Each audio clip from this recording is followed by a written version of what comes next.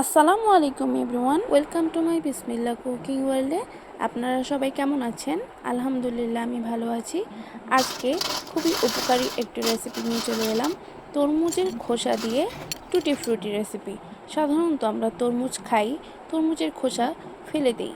এই তরমুজের খোসা ফেলে না দিয়ে যে এত সুন্দর একটি রেসিপি তৈরি করা যায় তা আমি আগে জানতাম না। বাজার থেকে এত দাম দিয়ে না কিনে আপনি নিজেই তরমুজের খোসা দিয়ে সুন্দর মতো টুটি ফ্রুটি রেসিপি বানিয়ে নিতে পারবেন। তো চলুন এর প্রসেসটা দেখিয়ে দিই। আমি একটি তরমুজ নিয়ে নিয়েছি, আপনারা আপনাদের পরিমাণ মতো টুটি ফ্রুটিগুলো বানিয়ে নিতে পারেন। তো সেই পরিমাণ তরমুজের খোসা নিয়ে নিতে হবে। তো আমি একটি পিলারের সাহায্যে পিলগুলো ছাড়িয়ে নেব। এই যে ছাড়িয়ে নিয়েছি, এবং এই যে লাল অংশটা আছে এই লাল অংশটা ফেলে দিতে হবে। এখন এই অংশটা লম্বা লম্বা করে কেটে নেব, কিউব আকারে কেটে নিতে হবে। তো আমি সবগুলো কিউব আকারে কেটে নিচ্ছি, একটা দেখিয়ে দিচ্ছি, বাকিগুলো আমি এইভাবে কিউব করে কেটে নেব। তো এই যে কিউব, ছোট ছোট কিউব করে কেটে নিয়েছি।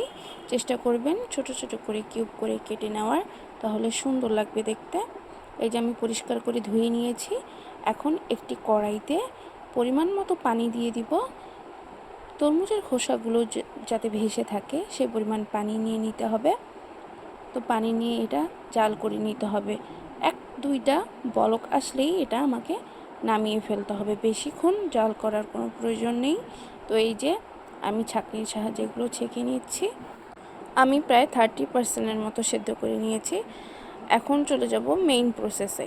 এখানে আমি টোটাল 1.5 কাপ পরিমাণ পানি নিয়েছি, আপনারা 1 কাপও নিতে পারেন পানি।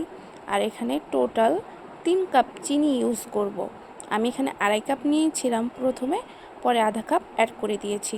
তো টোটাল 3 কাপ চিনি নিতে হবে। তো আমি চিনি পানিটা জাল করে নেব। চিনি পানিটা মিশে গেলেই এখানে আমি সেদ্ধ করা তরমুজের খোসার অংশগুলো দিয়ে দেব। এখানে বেশিক্ষণ জাল করার দরকার নেই, জাস্ট গলে গেলেই আমাকে দিয়ে দিতে হবে। বাকিটা তরমুজের অংশের সাথে সেদ্ধ করতে হবে। তো এখন ঢাকনা দিয়ে ঢেকে এটা আমি রান্না করে নেব প্রায় 7-8 মিনিটের মতো। মাঝখানে এখানে আমি 1 টেবিল চামচের মতো কেওড়া জল দিয়ে নিয়েছিলাম, যাতে করে সুন্দর একটি ফ্লেভার আসে। এখানে চাইলে আপনারা রোজ ওয়াটারও দিতে পারবেন কেওড়া জলের পরিবর্তে। তো যতক্ষণ পর্যন্ত পানিটা না শুকিয়ে আসে ততক্ষণ পর্যন্ত এটা জাল করে নিতে হবে। একদম পানিটা শুকিয়ে ফেলা যাবে না, অল্প পরিমাণে এরকম শিরা রাখতে হবে। আমি একটা পিস কেটে দেখাচ্ছি। এই যে দেখুন কি সুন্দরভাবে কাটা হয়ে যাচ্ছে, তার মানে এটা হয়ে গেছে। তো আমি এখানে 4টি বাটি নিয়ে নিয়েছি।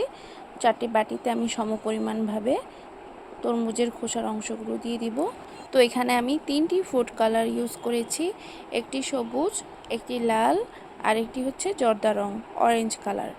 তো আমি সবুজ রংটা ভালো মতো দিয়ে দিলাম 2-3 ফোঁটার মতো, লাল রংটাও 2-3 ফোঁটার মতো দিয়ে ভালো মতো মিশিয়ে নেব। জর্দা রংটা দিয়েও ভালো মতো মিশিয়ে নেব। আরেকটির মধ্যে কিছু দেব না, এমনি রাখবো। তো এগুলো আমি সারা রাতের জন্য এইভাবেই রেখে দিয়েছিলাম। পরদিন সকালে এই যে সুন্দর মতো মিশে গেছে। এখন আমি এটা ছেঁকে নেব, না হলে একটার সাথে আরেকটা কালার লেগে যেতে পারে। তো এরকম একটা বড় পাত্র নিয়ে নিয়েছি। তো এই বড় প্লেটের পাত্রতে আমি এরকম করে সুন্দর করে দিয়ে দিব। সবগুলো আমি এরকম করে ছেঁকে নিয়েছি, একটার সাথে আরেকটা যেন কালার লেগে না যায় সেদিকে খেয়াল রাখতে হবে। তো এগুলো আমি সবগুলো শুকোতে দিয়ে দিব রোদে। আপনারা চাইলে ফ্যানের বাতাসেও এটা শুকিয়ে নিতে পারেন। একদিনের মতো সময় লাগে, একদিনেই এটা সুন্দর মতো শুকিয়ে যাবে। তো আমি আপনাদের শব্দটা শুনিয়ে দিই যে কত সুন্দর শুকানো হয়েছে।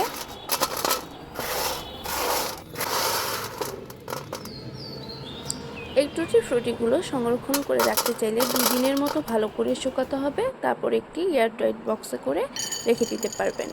তো ব্যাস তৈরি হয়ে গেল তরমুজের খোসা দিয়ে টুটি ফ্রুটি রেসিপি। এই টুটি ফ্রুটিগুলো কিন্তু অনেকভাবে খাওয়া যায়, যেমন কেকের মধ্যে, আইসক্রিমে, ফালুদা এবং মিল্কশেকেও মধ্যেও এটি খাওয়া যায়। তো আমার রেসিপি যদি আপনাদের ভালো লেগে থাকে অবশ্যই লাইক, কমেন্ট, শেয়ার, সাবস্ক্রাইব করে পাশে থাকবেন ও পাশে থাকা বেল আইকনটি বাজিয়ে দিবেন, যাতে সবার প্রথমে আমার ভিডিও আপনার কাছে পৌঁছে যায়। তো আজ এখানে বিদায় নিচ্ছি, দেখা হবে অন্য কোনো ভিডিওতে। সে পর্যন্ত ভালো থাকবেন, সুস্থ থাকবেন। আল্লাহ হাফেজ।